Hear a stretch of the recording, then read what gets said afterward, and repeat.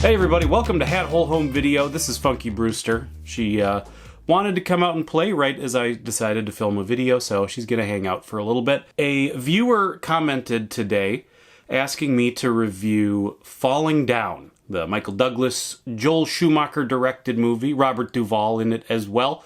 And I wasn't gonna do it because it's not really a movie that's like prime for making jokes about on VHS Dreadful, so what was I gonna do?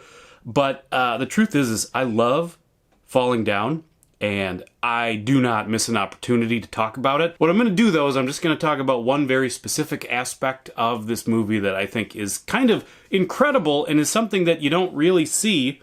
Super dangerous, okay? It's something that you don't really see, especially from, studio-released, mainstream theatrical movies, which is this twist on the sort of anti-hero idea, which is basically, an anti-hero is obviously, we know you got your Batmans, and you got your Stone Cold Steve Austins, but you've got people who are fighting the good fight, but maybe like to fight dirty. Oh my god, this little goofball. So as soon as Falling Down starts, it really does a great job of using the language of filmmaking to convince you that Michael Douglas is going to be an anti-hero, and it convinces you to cheer for him.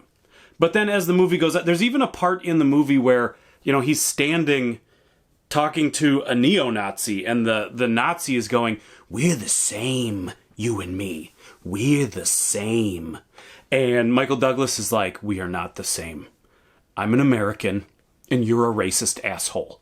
And you're like, yes, Michael Douglas is my hero. But the truth of that scene is they are the same. And the movie reveals that to you as it goes on. Obviously, by the way, if you have not seen Falling Down, what are you doing listening to me talk specifically about this one giant spoiler? That would be dumb to do. I can't think of another movie that does this, where it actively tricks you into thinking someone is the hero, and then by the end of the movie reveals to you that the person you've been cheering for the whole time is the villain. And they are a sympathetic villain, and he does kind of have that Doc Ock, I won't die a monster kind of moment at the end. He literally, like, when Robert Duvall confronts him, Robert Duvall's cop who's like, it's his last day before retirement, and you think, oh my god, he's got his new boat to live forever. It's like the Simpsons reference. But Robert Duvall confronts Michael Douglas, and Michael Douglas goes, "I'm the bad guy?" Like, it's genius. It's like, it's so slap you in the face with what it's doing, but again, it's well directed, and obviously Michael Douglas plays it so well. It's really a stroke of genius, and I don't know how many movies would dare trick you into rooting for someone and then revealing to you that you are kind of an asshole for rooting for them the whole time.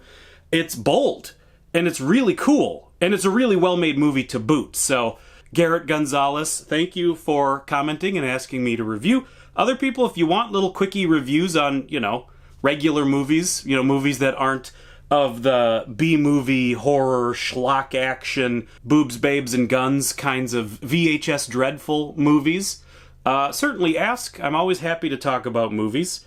Otherwise, thank you everybody for subscribing and liking, and thank you to the patrons. Thank you to Funky Brewster for co-hosting this wonderful video, which I'm sure she turned so many of you off because so many people hate rats, but I love them. They're like dogs that fit in your pocket. So, until next time, everybody, whether you are a dirty dog sleeping in the sun or a funky rat eating up the night, you are always welcome here at Hat Hole Home Video. Bye-bye.